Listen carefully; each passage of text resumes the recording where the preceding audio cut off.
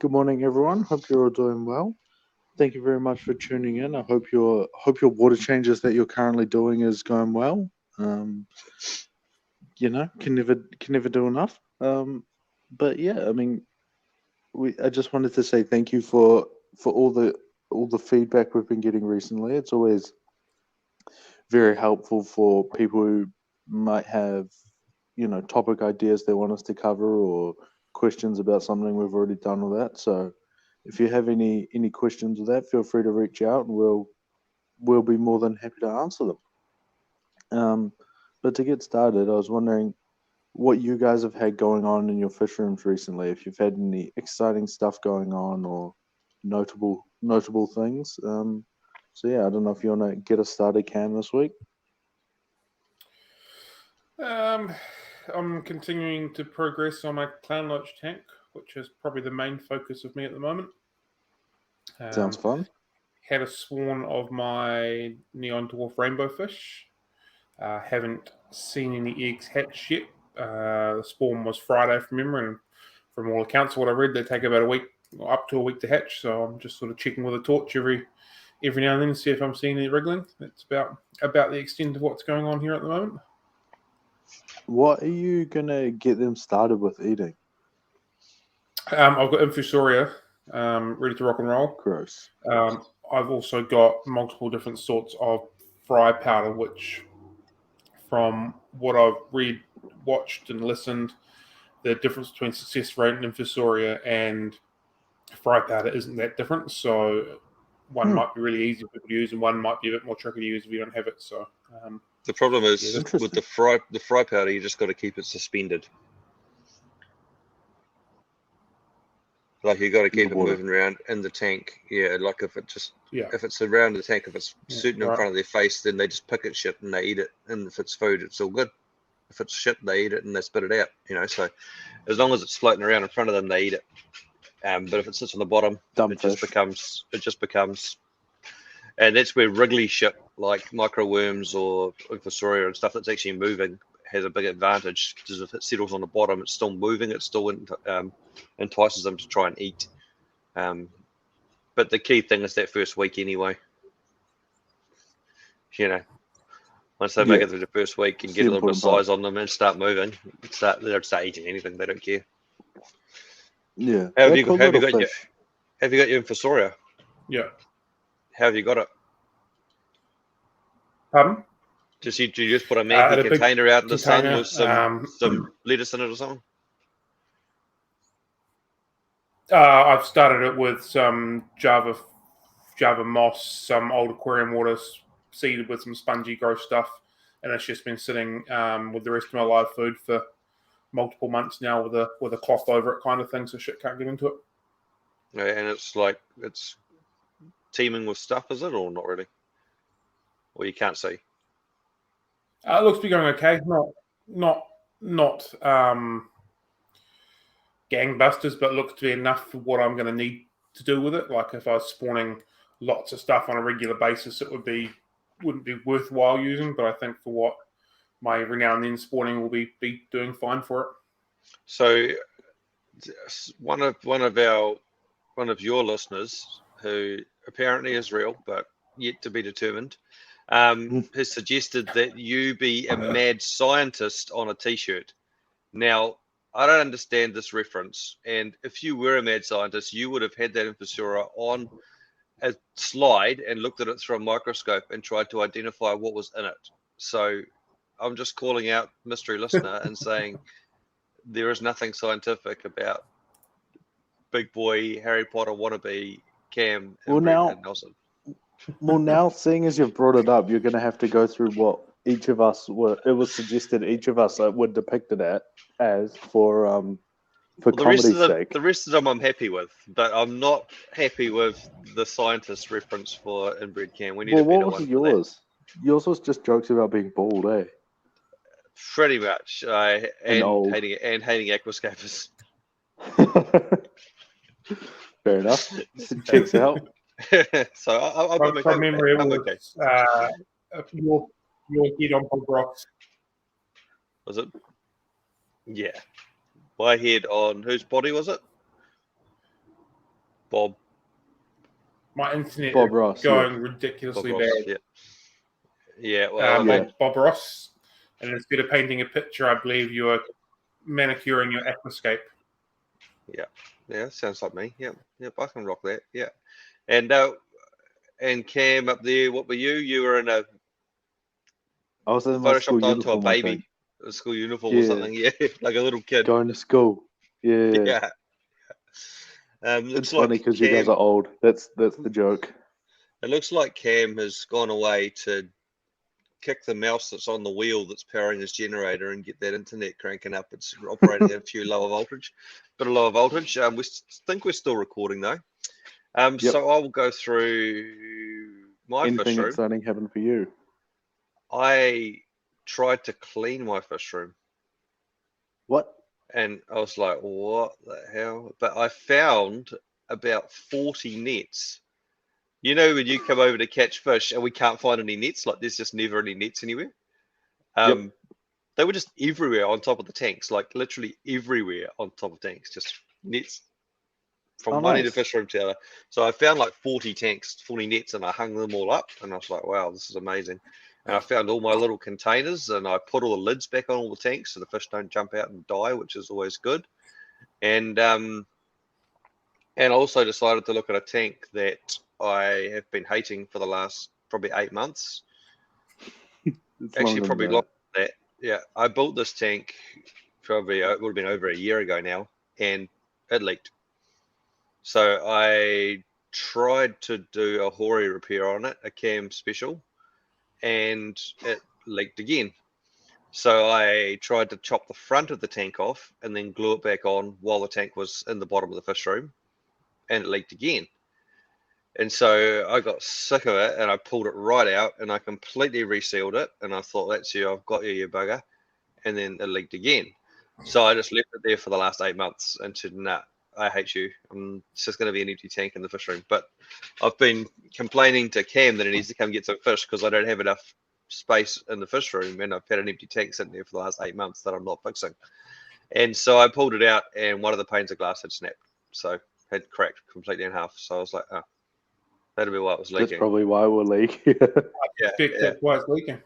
And I just sat there thinking, oh, the silicons let go. I've done a crap job for the 4th time in a row. But instead, I've probably just done something else wrong and caused the glass to crack, and it was a really easy fix. How did you fix it? I fixed it properly by not replacing the piece of glass and just getting some random bits and gluing it over top of it. And the best part is when I bought the silicone from Mitre 10, I dropped it and it snapped the little nipple off the top of the bottle, off the top of the tube. Container of the tube. Yeah. So I literally was just squirting out silicone into my hands and then just smearing it on the tank like a little child doing finger painting. Because I was like, hey, I've just bought the silicone and now it's stuffed. I may as well use the whole tube on this side of the tank. And so I was just smearing it on everywhere. And I was like, good thing this is a breeding tank. You really are, Bob Ross. So the jury's still out. You like that one? On whether or not that one is gonna leak again. But it's definitely had a high quality repair on it. So that's that very news. much goes in the category of don't try this at home. Yeah, do as I say, not as I do, because I would never recommend doing that. Yeah. But to be honest, I've done lots of things like that over the years, and they have helped. But I wouldn't do them in your house, because or with fish that are super, super rare. Yeah. I mean, the good thing with this tank is every single time it's leaked, and if it does leak, it's been a slow leak, and I've been able to save the fish. So nothing's been a catastrophic failure. Even the crack only drained down to halfway. So, pretty safe, but not It's ideal.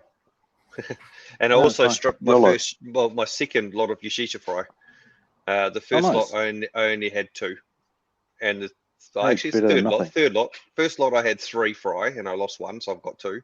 The second lot I lost the entire lot by being an idiot and doing something stupid, and this is the 3rd lot I've had. So, and I'll be very excited when they start coming through, and should hopefully be able to get some of them for sale, and get them out there because they're cool fish. Yeah, cool fish, not a common fish. What more could you want? Not being African Cichlid. Sure. Well, at least you can see them, and they're colourful. Go hide under a rock with your Plico t-shirt. Oh, it's actually a Loach t-shirt today, is it? Loach and actually corridors. Corys. What's that top right one? Is that a Cory too? Or is it what is that? Oh, it's a red fin Cory. I don't know what that was. Yeah, okay, cool. Of course. What about you, young dumb Cam? What have you been up to? Nothing really that exciting has happened to me. Oh, I got these the other day, or last weekend, I think it was. I got 3 fish handed in. They were all being kept together. It was like one red tiger Oscar, one general sort of all sorts hybrid predator hat, and then one that I thought was just another random hybrid, but I sent a picture to Ryan, and then he reckons there's a chance it could be a VC10. So we have that one in his own little area, hopefully getting some weight back and getting some color back, because they're all pretty in bad condition, but they're all getting there. So we groom him back up. That other hybrid hap is just doing its thing. I did sell it on Trade Me like a few days ago, but the guy hasn't messaged me yet, so replied to me yet. So we'll see what happens with that. And then the Oscar just had heaps of like bite marks and like missing scales and stuff. But I mean, genuinely in like 2 days, he was back to normal, because it's an Oscar. What are you going to do? Even if you shoot it, it would probably be fine. So the Oscar got back to full health straight away, and he was bossing around the tank. And then I rehomed him to a lady who came up from Taupo actually.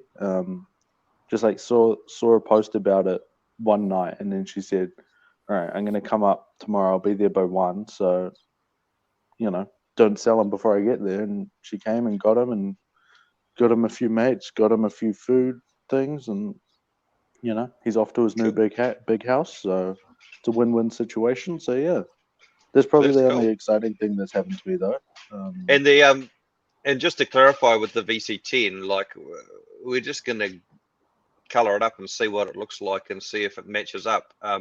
We're never going to know for sure if it is a pure VC10 because we don't know where it came from or what it was. So I mean, even if it did look like a VC10, it would say it's VC10-ish and it might be cool to keep. But it's probably one of those ones where like even best case situation is like never going to find a female. So if it is a little bit off, it doesn't really matter as long as it if it looks close enough, it'll be the main the main thing. So and even if you found I mean, they used to be in the country, so it's just when I saw it, I thought, oh man, that looks like a VC10. I mean, might be, might not be. I mean, without a female, it doesn't really matter. Even if you found a female, maybe you breed it and grow a couple of generations out and see what they came out like. But just an interesting experiment. See how it changes, how it settles in. Have they become pretty much non-existent here now? I haven't seen them in probably 4 or 5 years. Yeah. They were in Christchurch last I saw.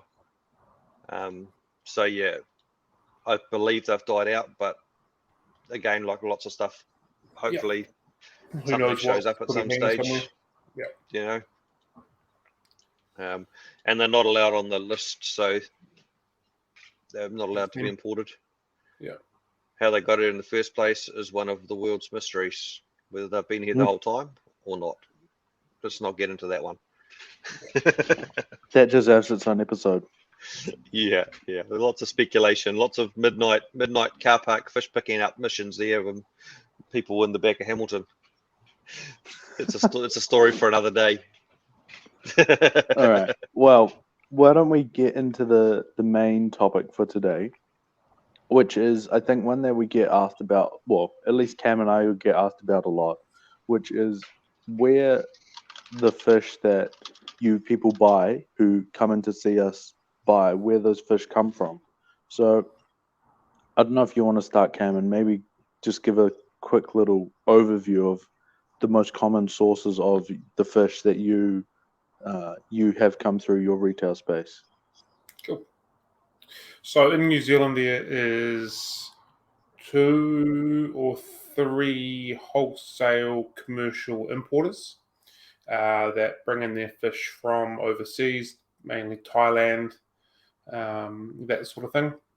So they're what you'd consider the main suppliers to New Zealand. They supply basically everybody. They're importing fish every 6 to 8 weeks type of scenario. Thousands and thousands and thousands of fish sitting in the import facility, coming in, coming out, and into shops and stuff like that. From there is 1 or 2 commercial breeders. They work on the same principle, but they're not bringing the fish directly in from overseas. Everything's being bred within their walls, within their facility, spawning live bearers, African cichlids, plecos, barbs, that sort of stuff, the stuff that is relatively easy to spawn. And then further from that, then there's the hobbyists that breed in their own fish rooms and stuff like that at home, whether it's a passion project or whether it's they're trying to get into commercial breeding. There's the hobbyists at home that are breeding their own fish and supplying smaller shops as well. Yep. Yeah, that would probably be the same as what I was going to say. The only other sort of avenue, I guess, is when stuff gets sort of, I'd say when stuff gets like accidentally bred, like bristlenoses, for example, gets accidentally bred in a kid's tank, and then they sort of come and like trade it for a plant or something. It's a bit, I think, a bit different to someone like intentionally, trying to spawn X fish for, 3 years or whatever, and then building it up that way. But yeah, those bristlenose or exactly. swordtails or guppies or whatever. Yeah, I'd say that's a little bit different, but probably close enough. So I think every different sort of avenue of, well, not avenue, but like every different source of fish has their own sort of benefits and negatives and other things to consider with them. That it's a more complicated question, I think, than just like, you get the list every week, you read through what's the cheapest bristlenose around, we'll buy that one, because like maybe they're not all created the same. Maybe some has some bigger ones, someone has some smaller ones, some has some slightly cooler color varieties. Like, it all goes into it. So do you have if you're buying, so say you need to buy 40 bristlenoses, and you get the list and like you talk to your breeders and stuff, and you see there's 5 different places that have the right fish at the right size at the right time or whatever, what would be your process to kind of like decide or like figure out where you're going to get them from and how you're going to go about that sort of process? So my process off my wholesalers has been made really, really easy for me. There was one of the suppliers that I was having significant issues with their fish. I'm not sure if I've spoken about on this podcast or whether it's one that I've discussed. We have repeatedly. It has been discussed on this one? Yeah, cool. So yeah, there's one that has significant issues with, so I just don't buy from them. So that, regardless of what they have, that's pretty much... That's health issues you're talking about, eh? Yep. So it doesn't matter if they're the cheapest one, I'm going to make the most money on them. Can't make money on dead fish, and I think it's doing a disservice to any of the animals that we purchase, knowing that they're going to come in here and half of them are going to die. I just don't think that's okay, so I've stopped purchasing off them. So the next thing I do is looking for whatever fish, and then work on previous knowledge on who's got the fish that have tended to be of the bigger size, of the better coloration, of the better quality. Supply A might have it, supply B might have it, but I'm aware that supply A has a better brood stock or better supply, so I'll go with them regardless of what the price is. You guys often talk about it too, don't you? Yeah. You go, I ordered the blah blah blah from blah blah blah, and they're crap, and they're all dead. Or man, these blah blah blahs from blah blah blah are awesome. You should order some of them. And then you go, oh sweet, thanks man. I was going to place an order with them this week. Cool, I'll get some. And sometimes it's a case of getting your Corey's from this guy, and what barbs from this person and that person, because they've got different stock in at different times, and it's healthy and it's not healthy, and it's good, it's good and strong, or it's weak, So the key is, I think everyone does stuff to, like, every importer / breeder, or like farm, I guess I'd call it, has different sort of stuff they're better at than others. I can't think, for some reason I can't think of any examples, but like imagine like person number one, or like importer number one is like, personally they're really into bedders and they like love bedders, and they go out of their way to get some nicer bedders. And then person number two is like a pleco person, so they don't really care about bedders, so like they just get assorted all sorts bedders and then go from there. So like they also have that different, kind of thing. like in business, they have different relationship with different suppliers too. Oh yeah, of course. They all come from different places. Imagine the suppliers specialize in different fish and have different things they do, And I don't know if all suppliers supply all of the wholesalers. Yeah, they'll also have a different eye of what's going on in the industry at the time as well. Some might see that Ember-tetras are really trending hard, so they'll double down on that. Another one might think that epistogrammas are really beginning to get popular again, so they'll double down on that. So it depends on where the supplier is in the industry as well, to what they're predominantly bringing in at the same time as well. Sorry, I did laugh at that just because there is one, like, I know who you're talking about. There's one importer who's very into the epistos at the moment. Every time there's like all these stupid ones I've never even heard of before, but I think that's a good thing because everyone does something different. And you can.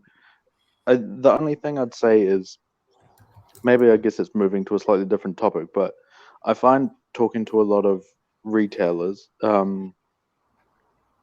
it's, I think, quite easy to just resign yourself to being at the mercy of whatever's available. Like, the importers don't have this anymore, so we don't have any option. Like, so for me personally, like, obviously it doesn't apply to UCAM, but like for me personally, like, I do a lot of Africans. It's kind of like what I like, but there's very little I buy from the importers because, for two reasons. One is the quality is like comically terrible, and then also the availability is like, I mean, the variety is like pretty limited. There's like, you can get electric blue fryaries, red zebras, and like frontosas, and that's like all you can get basically. Like every now and then there'll be other stuff, but they do have other stuff on the lists, but it's all assorted stuff that's been given pure names or random names. It's like a blue Mambuna or something, and you're like, what the hell is that? You don't know what it is. This is going to be a complaint fest, but I have one bug. If any of the,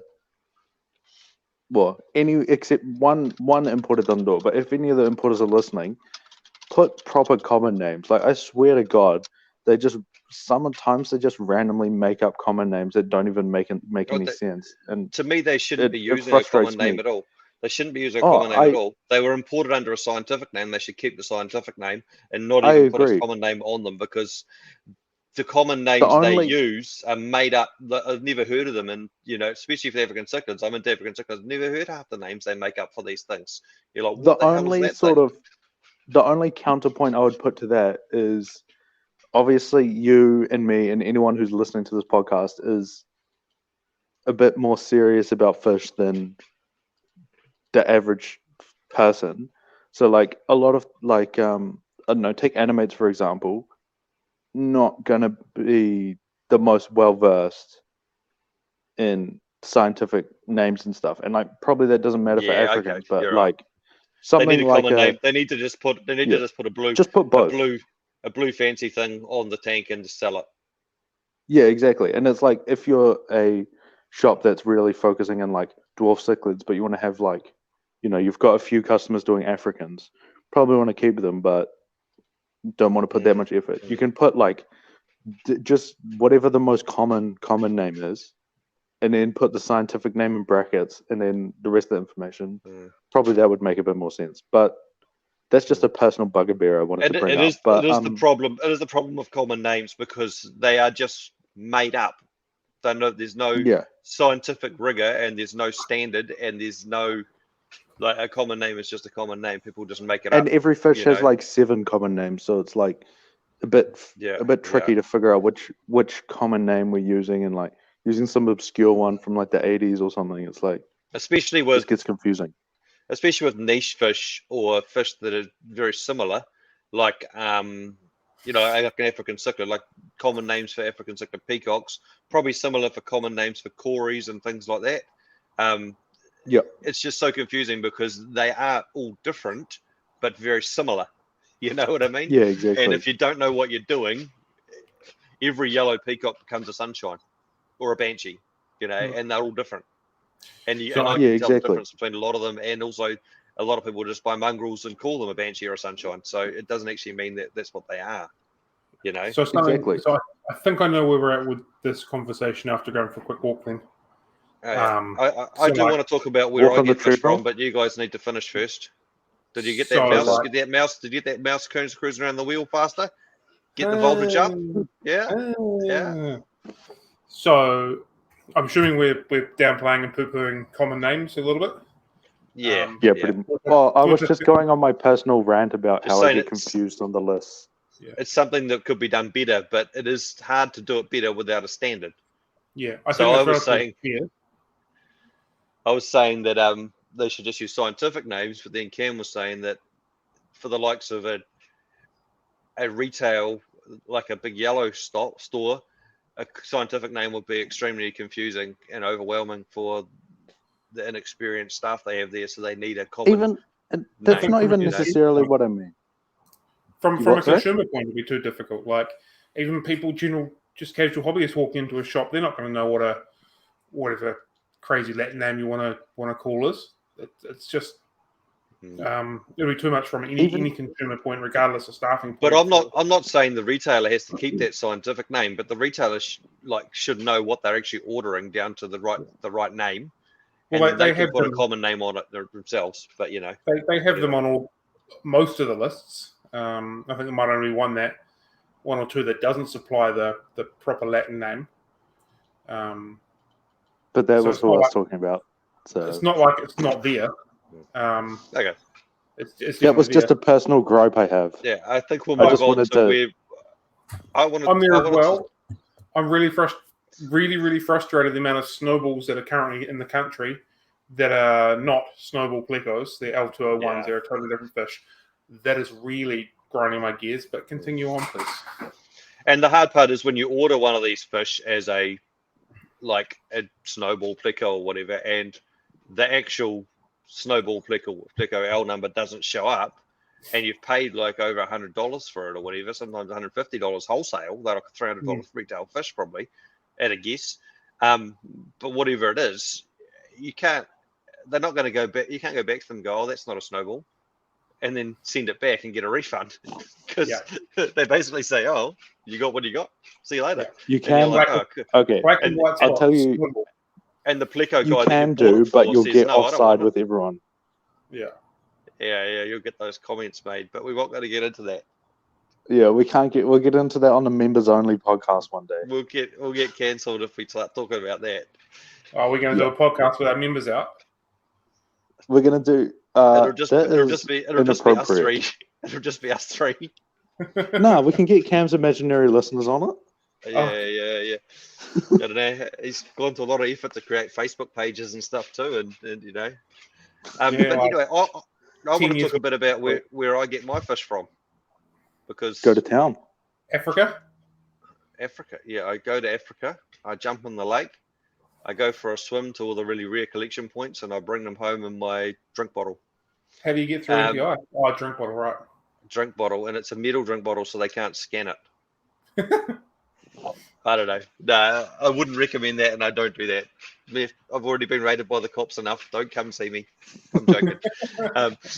But the problem is with African Cichlid is like I've done it for so long now that I can't really find anything that's good.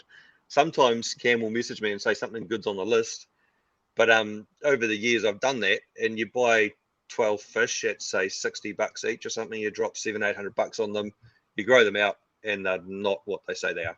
They're just some random mongrel hybrid thing, and then you end up having to dispose of them. You sell the males for $20 each, and you deal with the females because they're not pure. So that's the hard part with it, is whenever you see something new on the list, you're like, do I want to spend $800 and a year and a half finding out if this is any good? And we did it recently with Yushisha, and it looks like it's turned out okay.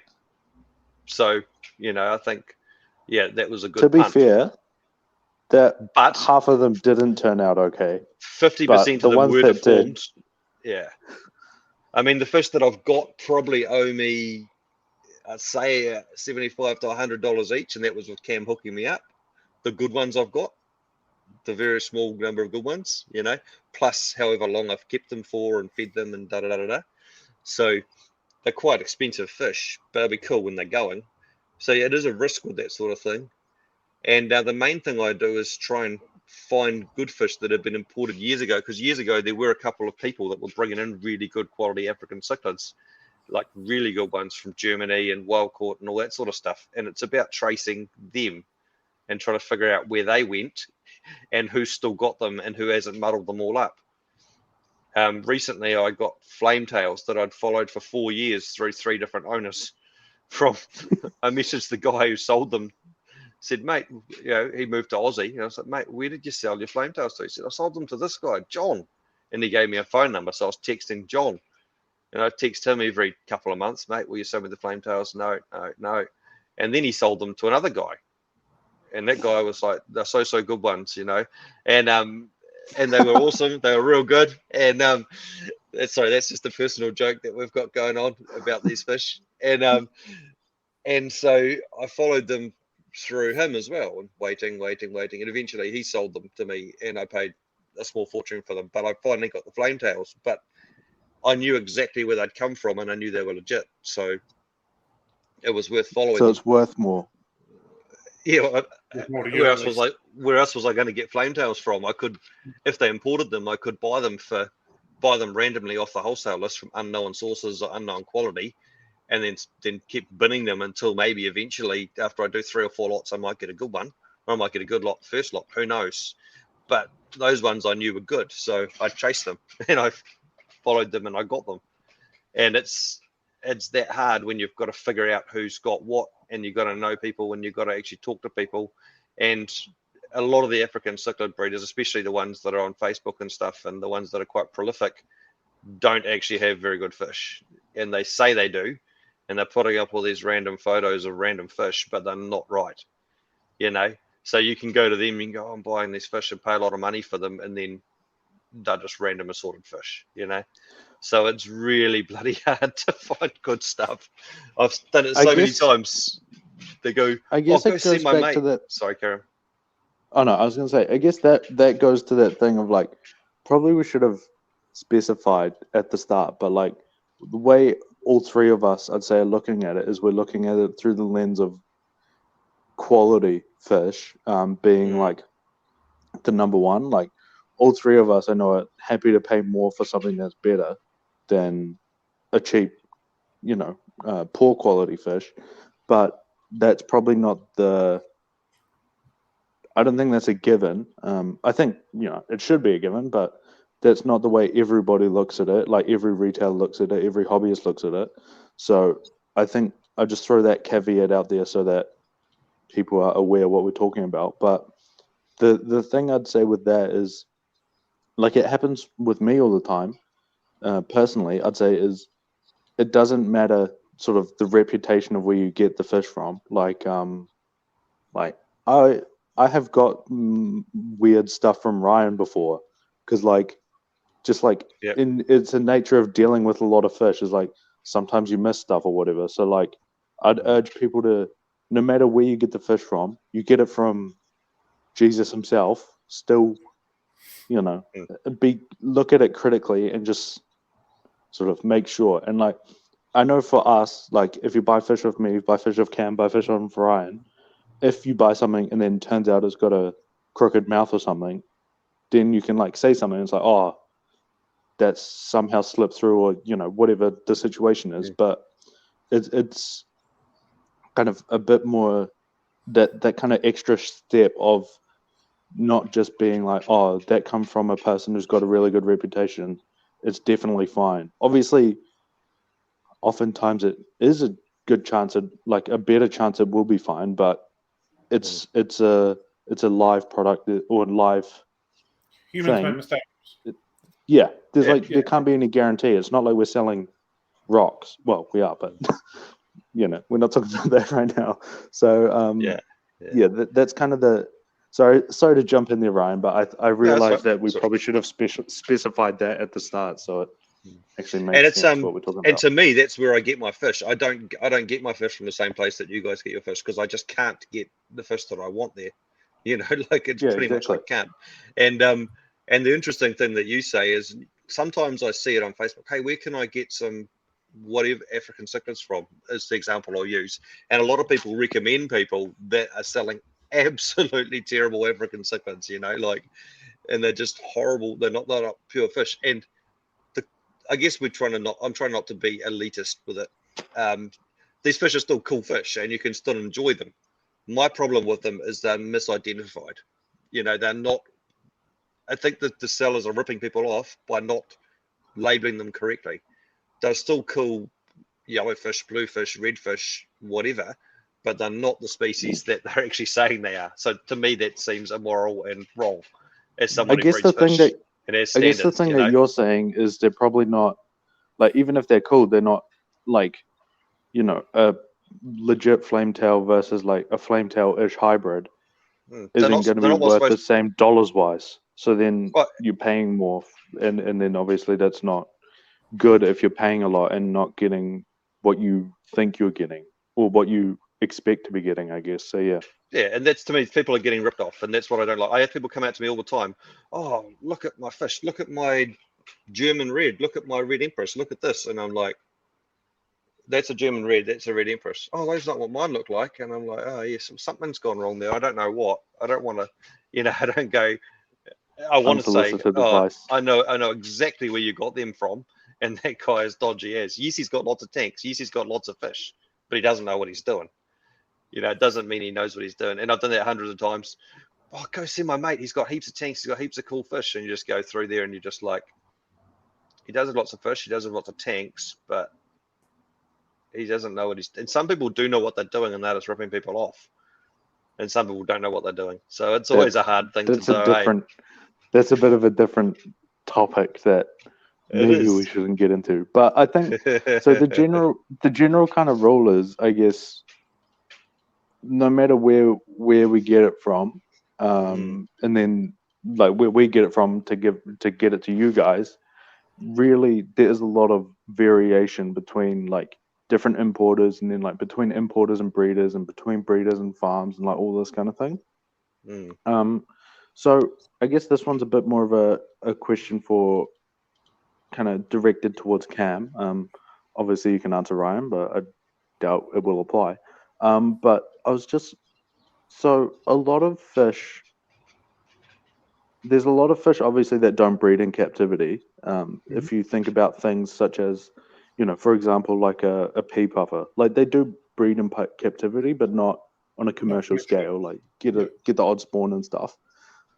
So with those kind of fish, obviously they are wild caught.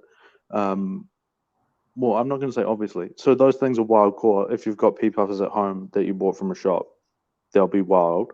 And I know it's something that you talk about a lot, so I thought I'd give you an opportunity to have a bit of a spiel. But how many of our fish actually come from the wild, and maybe what's some good examples of those kind of things? And is there anything different I need to consider if I'm buying something that's wild caught compared to something that's farm bred, compared to something that's, homebred, compared to, I don't know, whatever the other options are in that space?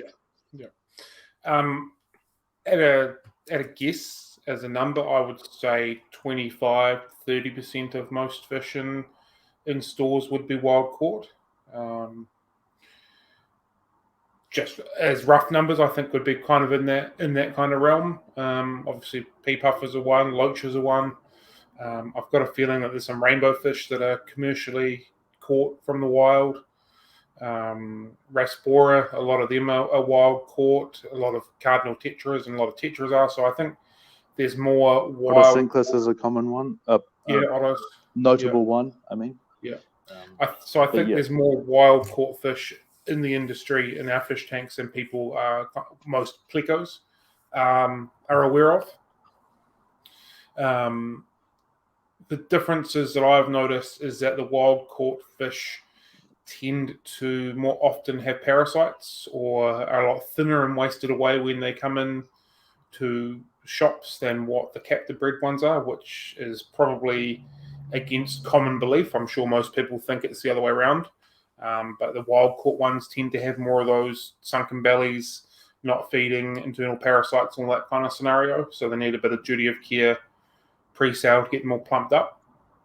Ottos are a really prime one for that. A lot of them come in really thin.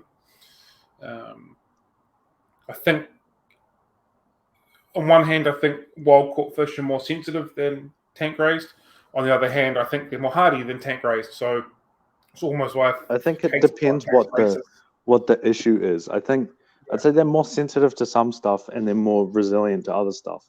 Yeah, because they've been in the wild and they've got all this resilience around them. They've become resilient to other things they're not because they're not used to having all of these other things around them. So it's a weird scenario when it comes to that. Yeah, exactly. Yeah. So with these I don't know, we'll take Ottos for example. Actually, this is a bad example. We'll take Rasporas for example.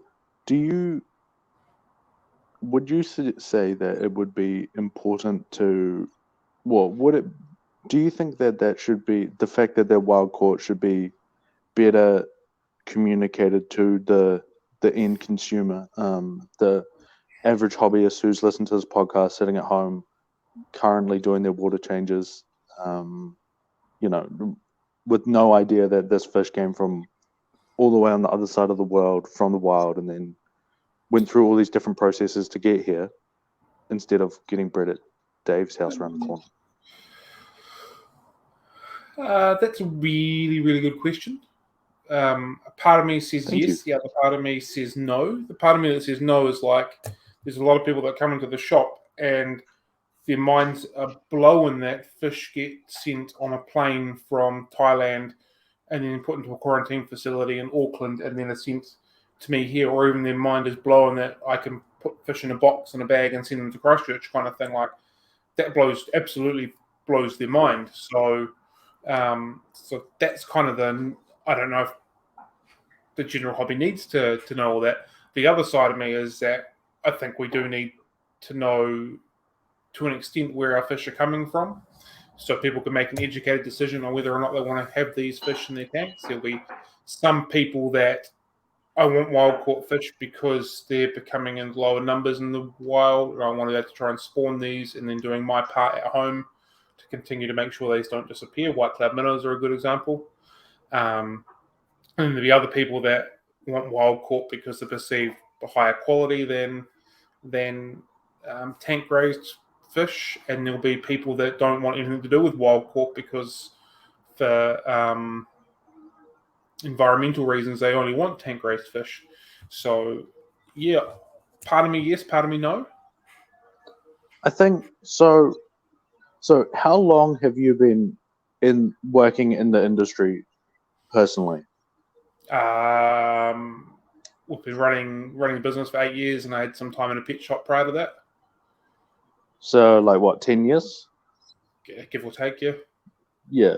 So you've been in the industry for like 10 years in a pretty, not like hanging out at Big Yellow kind of in the industry, but like more on the kind of serious side, I guess.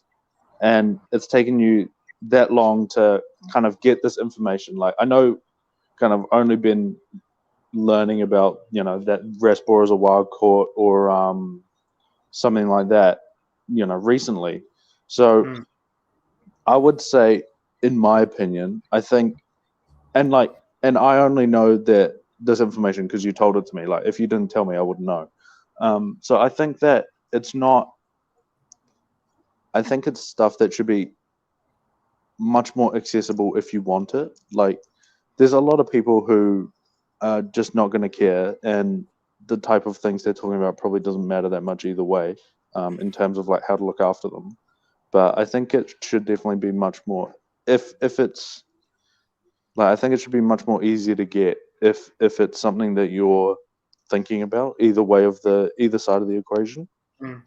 Like, maybe it's just a matter of like a little color coded note when you write the name on it on the glass.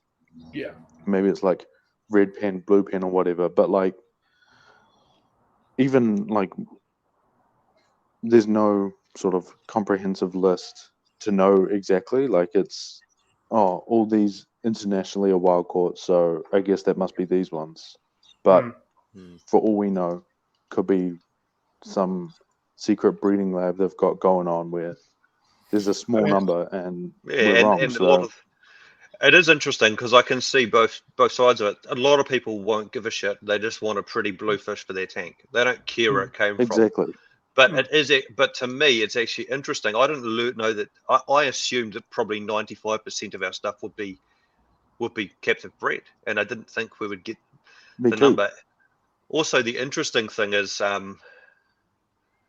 again, I can go back to the African thing. A lot of people will claim wild caught, but how do you actually know for sure if it is or isn't? You're just trusting whoever you get it off, and sometimes whoever you're getting it off doesn't have the best reputation for quality or for identifying or for doing things right. It's probably a step beyond where we buy our imported fish from. Like, we don't know if the exporters in Thailand are sending out lists to the importers saying, this is wild caught, this is wild caught, this is tank raised. Like, we don't know that. These might just be conversations that they've had, or buying off sites, looking at sites list and all that kind of stuff. Like, the conversation I had when I found out about the Rasbora being wild caught, that might have just been how they found out that the vast majority of all the Rasbora are wild caught, as an example. Like, it could be a few more steps up the food chain that needs to change, or all this information could be put on the plate for our importers and it doesn't get passed on to the retailers. Like, I think it should be available. Every step should be doing better. But the exporters probably deal with like 10,000 of these fish every day, and all of them are wild caught. So to them, it doesn't it's just what they are. They don't care. They sell a blow up. They sell a thing for 10 cents. They sell a thing for 10 cents. It doesn't matter to them. And I don't know if it matters so much to us, but I do think it is interesting if there's just a little W next to the wild caught ones and the wholesalers. And you go, oh crap, they're wild caught too. I don't know. And a lot of these are extinct in the wild because of us, basically.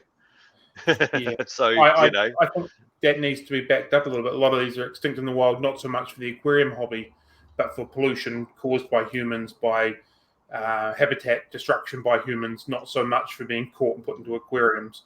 Though that is a part of it, I think there is more things at play. Generally, just humans suck, pretty much. The Amazon's a really interesting one, and I'll quickly go into that because I watched the documentary on it. The fish exporting industry from there used to be huge, and it used to be a massive industry for the locals, and it used to give them food, and it used to give them money, and it used to be like a huge for them. They have a cardinal festival over there in one of the cities, and they have massive dragon cardinals and stuff down the street. They love them. That was such a big part of their economy and everything.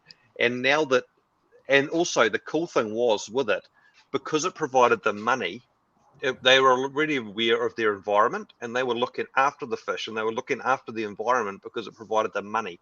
And so you didn't stuff with the environment over there because it killed the fish, which meant they couldn't live. And now that a lot of these agencies have got in and got against the wild caught fish, they've started slashing and burning all the rainforest to put crops in to eat and do other things to export because they can't export the fish as much anymore. so they're not making as much money out of them. So the fish are actually dying more, and they're caring less about the fish because they're not bringing in money, and they're a very basic survival sort of mode over there. They've got to feed their family, they've got to eat, and they'll do whatever they can to do that. And they're not. And when they were exporting the fish, they're actually monitoring and keeping an eye on their own stock and doing it all themselves, because they knew where all the fish were as well. They knew where all the cardinals were. They knew how many were there. They knew how many to take, so there'd be some next year. So they were sustainable. They were sustainable fishing themselves to make it an income for them. And now that the wild caught's dropped out of there because of ethical reasons and stuff, which you can argue either way, a lot of the forest and a lot of the habitat's been destroyed. So yeah, because I mean that a lot of people argument does go. Sorry, Karen. Oh, I was going to say, it does go both ways, because like the other side is like, you look at, the African lakes and stuff, and it's like pretty messed up, and that's pretty much just because of people overfishing them for the hobby. So it's like, I get it, and it's hard, but there is both sort of 100%. both ways have arguments. So it's like one of those ones where it's like, I don't necessarily know if we need to come up with an answer for it, but I think just having the information to be able to have the conversation to start with is the most important part, and I think something that is somewhat lacking. Yeah, I agree. A lot of the people I speak to on like my Friday coffee dates are quite involved in conservation and going into the wild, into the villages, and all that kind of stuff. Like, it's quite a common trend for people that I speak to, and a lot of it comes down to sustainability. And it's not just sustainability of the fish, but it's sustainability all the way through the chain. Like you said, the villagers or the people that were fishing were getting paid for it, which means they had a better quality of life, being able to provide more for their family. And then the people then on selling it, like everyone along the chain from catching the fish to in the aquarium needs to make sure that's sustainable. And obviously, if the numbers are dwindling, that's not sustainable. But if the numbers are self-populating, then it becomes absolutely fine, in my opinion. Yeah, exactly. I think it's one of those ones where it's like, just gotta not be dumb about it, basically. Like, it is very frustrating to see stuff that happens, because then once stuff gets a little bit harder to find, then it's like open season, because it's like you just catch them when you can find them, because you can't worry about leaving some for next year if you can't put enough food on the Poaching table to make it to next year. So, and that's what happened with for trophies. sure. That's what's happened with trophies to Boise. They're basically extinct in the wild, and there's apparently a couple of divers that know where they are, and exporters go and bribe the divers to go to the really rare spots and take them all, and then export them usually to the States for a premium, because everyone wants wild caught, and they're so rare and they're so hard to come by that everyone wants these wild caughts. They're paying bucket loads of money for them, which makes the problem even worse, because zebra plecos are another one. Zebra plecos, yeah, there've been a lot of them, Yeah. What are those big barbs that aren't in the wild anymore? The Denison barbs, whatever they are. There's countless. I'm sure we could come up with hundreds and hundreds of different things that would fall into this category. Yeah, but it's more awareness. It's more awareness that us just to think about it, Yeah, exactly. So I find it interesting. Someone might get into conservation or breeding something that's rare. It's just a conversation point. On topic, but off topic, I think like deep sea trawlers do more damage to fish populations for the thousands that they're collecting than what anything in our aquarium hobby would be doing. I know it's slightly off topic, but on topic. But people seem to be more okay with that because it's providing food for people as opposed to entertainment in your aquarium, if that makes sense. I don't know. I obviously haven't looked into it. I don't know if trawling does do more damage or not. Like, I've thought about it. The hard part is we get polarized, right? We get polarized by information. Yeah. And it's always about if you get it from the industry, it's 100% sustainable. Yeah.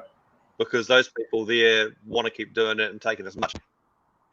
If you look at the other side of it, then they'll always say it's not sustainable. Just like any study, it depends who pays for it will depend on the outcome. Yeah, exactly.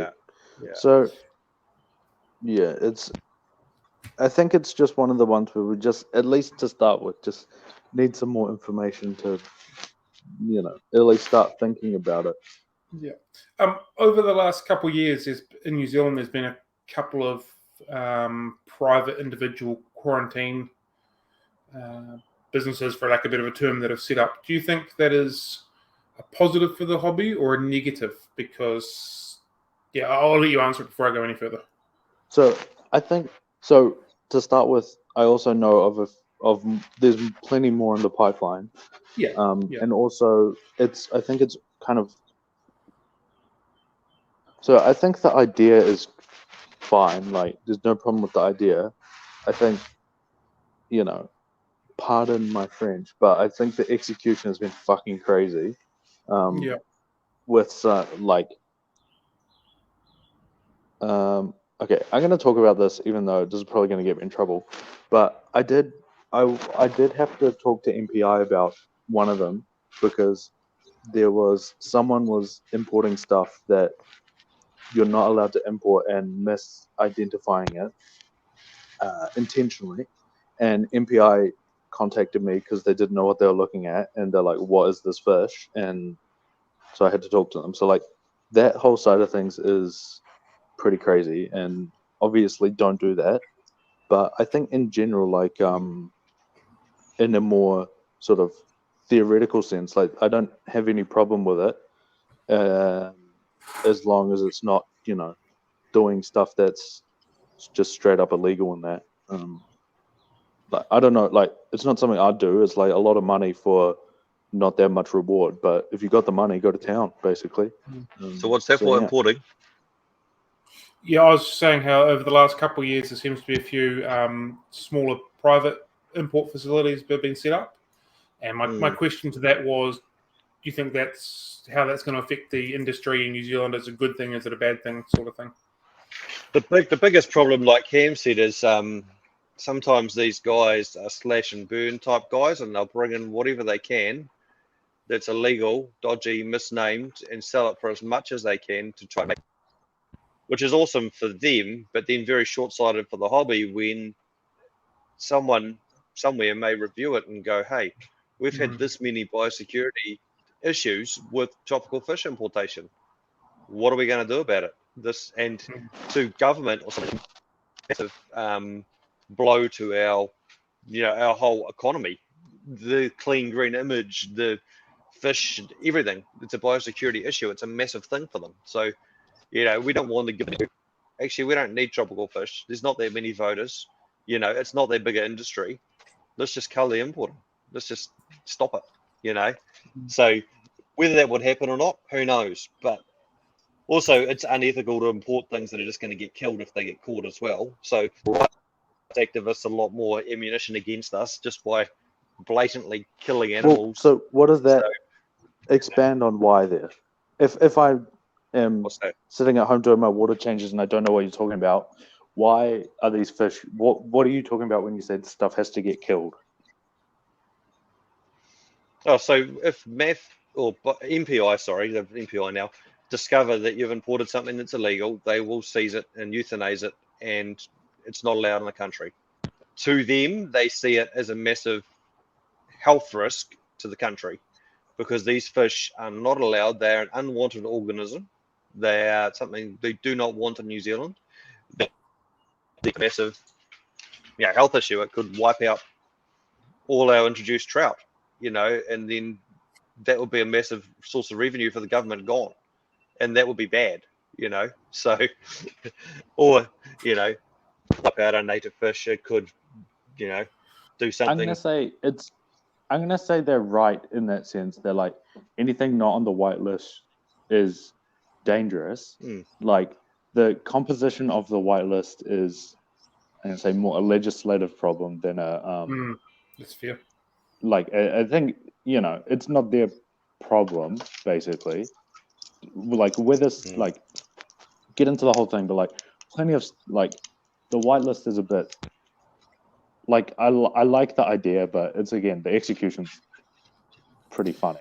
But there is, like, if it's not on the white list, their job is to sort of they use the term destroy it, which means put it down and dispose of the body in a safe manner, because there is plenty of stuff that isn't on the white list that if it was in New Zealand and got into the wild would destroy everything. So but also that's not their place to draw that line. But yeah, we are saying, I think unanimously we agree the whitelist is absolutely stupid, and you shouldn't be able to, like in Lake Tanganyika, you can import some fish that swim along in other fish and present exactly the same health risk, and you can't import the other ones. So it is stupid.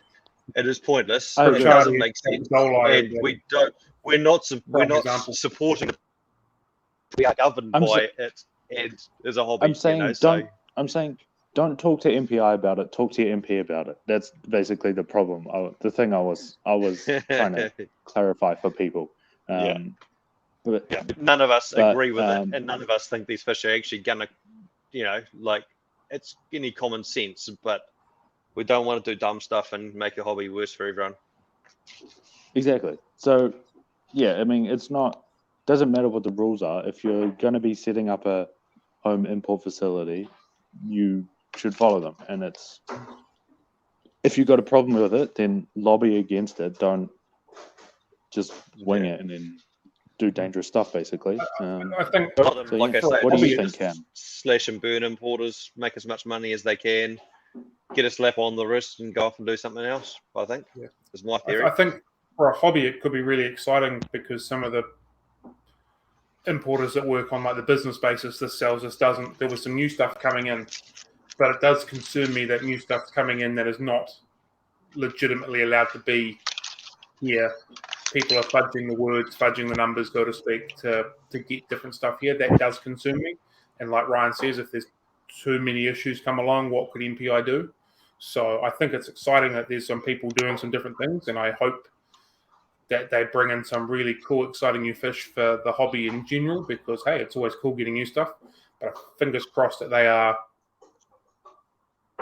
crossing their T's and dotting their I's appropriately, so we're getting stuff that is legitimately out in here and it doesn't have any negative effects down the track. Exactly. I think it's more one of or maybe a way to explain it to people is stuff like if you're setting up an import facility as a hobby, you then have the luxury of bringing stuff that doesn't make business sense to import because it's a hobby to have fun, not make money. So you can import for example, importing some thing that I can't think of, some sort of rare embooner.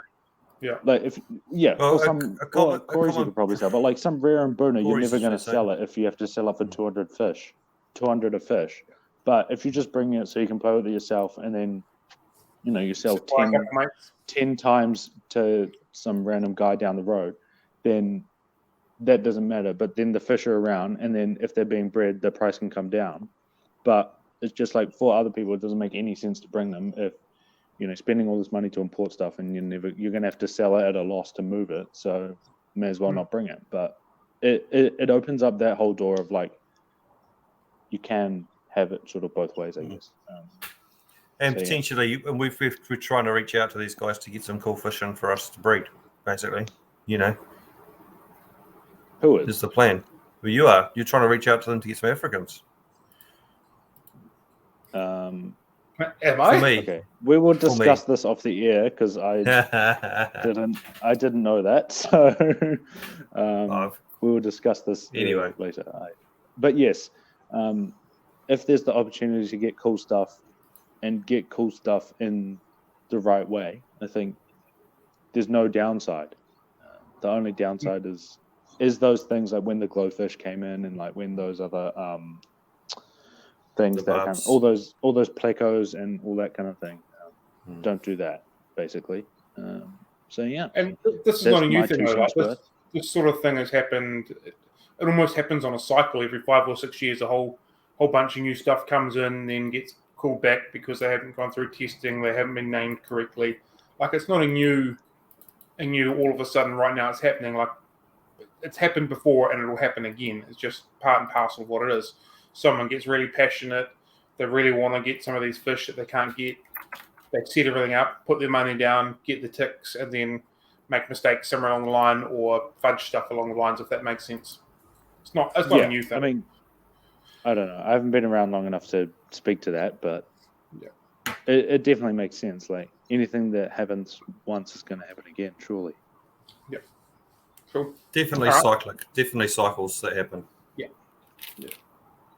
Cool. Yep. Well, you old fellas will be able to speak to it better than me. So, did anyone else have any closing thoughts to sort of cover there? Cool. Good chat. Okay, cool. Well, thanks everyone for listening. If you still are listening, 3 idiots are signing off today. After talking about where our fish come from. We've got another mystery topic next week because we don't actually plan that far ahead, and we just like mystery topics. So it's awesome. It's good fun. The merch is coming along. Cam is yet to be undetermined on the front of a t-shirt. Mad scientist was the suggestion. Doesn't really fit.